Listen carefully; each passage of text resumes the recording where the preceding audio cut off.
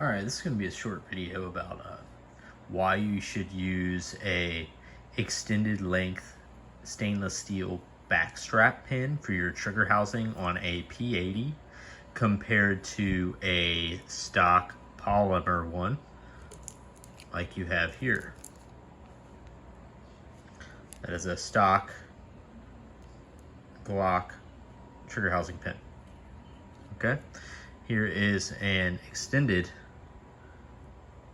backstrap length trigger housing pin.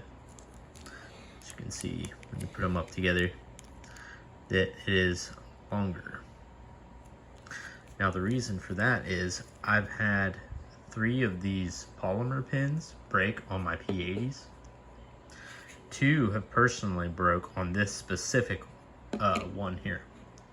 Now, the reason why they always break after you actually do a significant amount of rounds, and when I say significant, it's really not that much, but to most people, they don't really shoot their P80s that much. They'll probably put 50, 100 rounds through them. That's not nearly enough.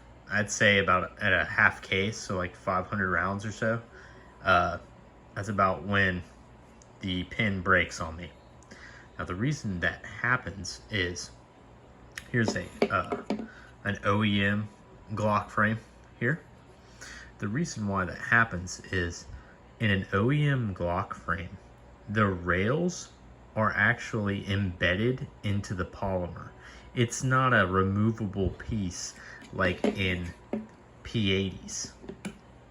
In the P80, this whole rail section comes out and it's actually held in with the trigger housing pin.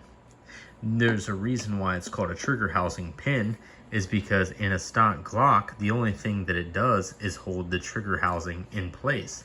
It does not hold rails in place because they're embedded into the frame.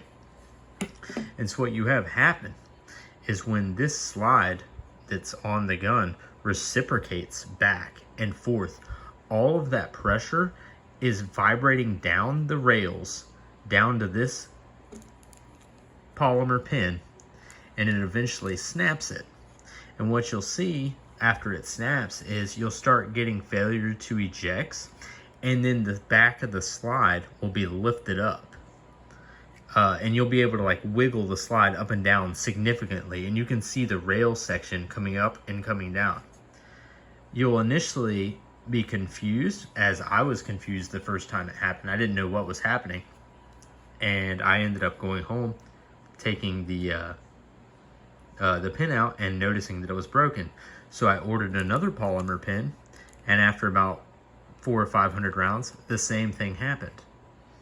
I ended up finding a stainless steel one, and I accidentally ordered a backstrap length one.